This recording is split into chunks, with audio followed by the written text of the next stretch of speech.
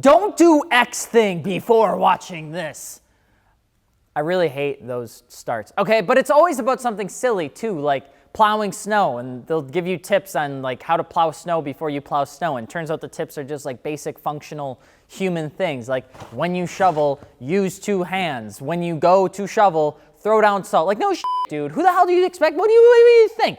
You want me to hug the snow on the driveway? What do you expect me to do? They're like, I would enjoy some actual properly good tips if you're gonna tell me not to plow before reading this, okay? But there are some good actual things that you wanna do before you do X thing. Maybe not inherently shovel snow because that's a very niche thing. The Porsche forums taught me about the IMS failures, and the 3000 GT community taught me that the engine has this fantasy about mixing oil and coolant together. It's just a thing, okay? The C5 A6 community taught me to buy a metal intake, okay, for the throttle body boot. Otherwise, the plastic ones that the throttle body actually is gonna go to get wrecked by the fan because they push out over time. Didn't actually listen, and I regretted that one because I ultimately had to use duct tape to get home. And of course, we're here. And there are things that you're gonna wanna know when you're actually doing this sort of thing so you don't make the same mistake twice. I'm Alex Iffy on Instagram, and today we're gonna be talking about car modifications that you'll actually wanna stay away from, but I'm not gonna use don't do X before watching this because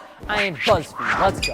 And if you're just jumping into one of these videos, hello, welcome. Please don't be mad, but if you haven't subscribed yet, kind of do so if you want to.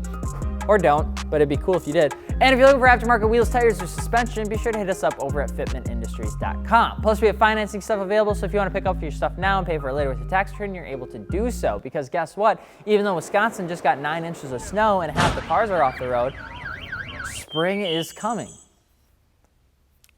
Who locks their car? Who does that? I don't think I've ever... Okay, I probably shouldn't say that in a video. But hey, let's talk about car modifications that are the equivalent of broccoli when you're 6. A lot of times when people go into modifying cars, sometimes they get a little bit excited on what they want to do. But once they find out how much they want to do costs, they realize that they wish that there was a cheaper version of the thing that they want to do because they can't afford the thing that they want to do. And one of the easiest ways to start your build off the wrong way is by buying odd, quirky, unknown that isn't backed by a reputable company. Now that seems simple, I know, but when you're starting a build, we often find ourselves on eBay or Amazon after entering in our own year, make, and model, selecting the filter to show us any sort of part that could be like under $100. And what usually ends up happening is you're hit and blasted with a bunch of products that are red, angry looking, super sharp, have this generic photo on them, and it's talking about gaining horsepower, it's talking about looking better, and then you buy it because you only had like $100 and that was $40, and you're really excited to just do something to your car. It doesn't matter what it is, just something. And what you get is like every Alibaba Wish app looking product that just, again, it looks red, it says it's performance oriented, but you don't absolutely know any idea what it does, okay? Great opportunities or great products that are out there that do this are like gas magnet filters. Like they apparently pull the gas impurities out of your gasoline upon fill up. Those are just nothing more than just feel-good placebo things that don't do anything. Because if you bought your gas after 2000, you're probably gonna be fine. The refinery does a pretty good job at refining gas, turns out, I promise. And there are other things like that too. Don't even get me started about the little turbo fissile wing, fan things that you put in your intake because it sounds cool. Into a powerful spinning vortex of air. Fake performance chips are another notorious thing that a lot of times people have a tendency to pick up when it's their first or second time even building a car, because they don't want to do it on the first car because they don't understand how tunes work, but the second one, hey, they got $200, so the $119 performance chip seems like a banging deal. And they're next up on the list of that you want but you definitely shouldn't buy. And why?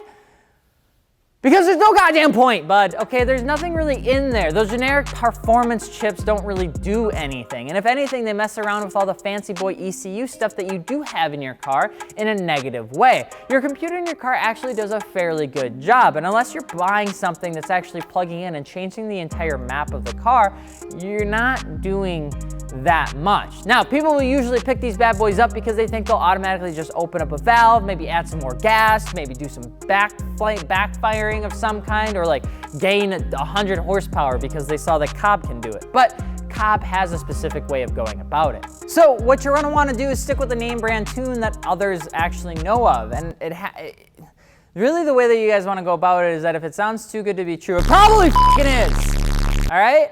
And this is where it gets tough, because when you're on a budget, a lot of times those actual modifications are about a mile away. And now you want to make this shit box cool like right now. And we don't have patience when we're trying to build a car. We just want to get the stuff now. So then you end up messing around with whatever it is that you do have lying around, and that can be a car mod in and of itself that you need to stay away from. You'll see this a lot with people. They'll just start playing around with things that they have on their car. And it's an iconic thing. You open the hood of your car, you look inside. Because it's newer than 2010, it is absolutely littered with more plastic than you probably even know what to do with, okay? Okay. And then you take off a few of those pieces, I betcha, and you'll think to yourself, I bet it would look good if I painted it, or if I took a look at that air intake box and I do a little sweet swag. You go and you take it off, so that way you can see the air intake. Have you ever actually taken an air intake off before? If you have, you slide your soft hands back and forth, lick your lips, and begin the process of breaking apart clips until the air box comes out. Those clips are never going back together, just so you know. You replace it with a neat filter that you find on Amazon for $39. Boom, baby! Look at how fast it looks. It ain't got no plastics on it anymore. There's cords all over the place, and you got yourself an air intake that's exposed to the moon, baby, and it looks really good.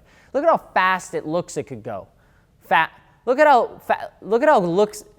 fast it looks. We probably made that car actually go slower. Go us. Nice job, everyone. Open air intakes are controversial topics, mostly because people that actually do them don't really understand that there is a reason that a lot of times these newer cars have those air boxes in the first place. A lot of times those air boxes usually exist as a flow from the front dam or front air dam of the car into the air intake and then over actually into the motor to do everything that it needs to do. And the air box is to collect air, but a lot of times those air boxes also have a purpose of keeping heat out.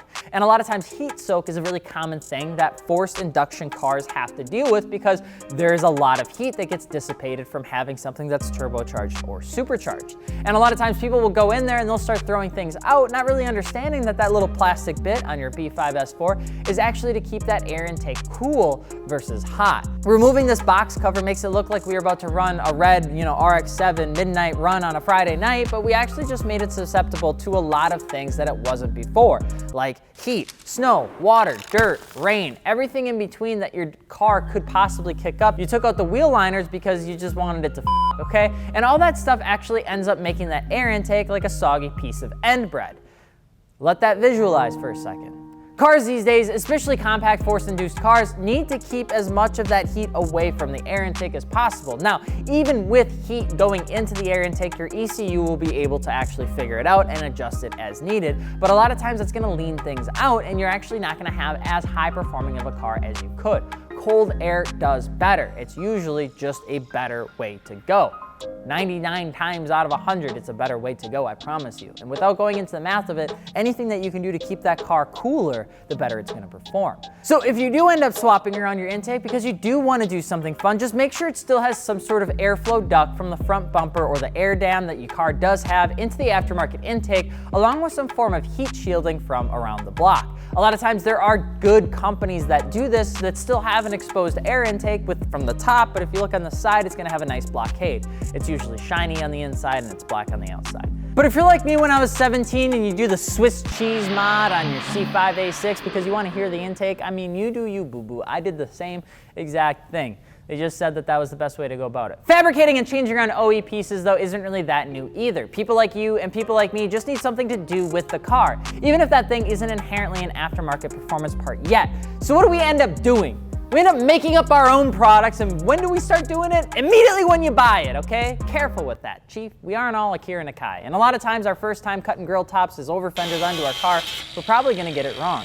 Even more so when the modification isn't paired up with like new wheels and tires that'll fit those new fenders that you slapped on. And the same goes with like handmade wings, canards, lips, and splitters. While it's fun to do and eventually you'll get it right, it's usually the first time that you're doing it. And if you do it for the first time, prepare that it's not usually gonna pan out. And it's probably a modification that you're gonna wanna stay away from if you don't wanna deal with the reliability aspect of it falling off on the highway.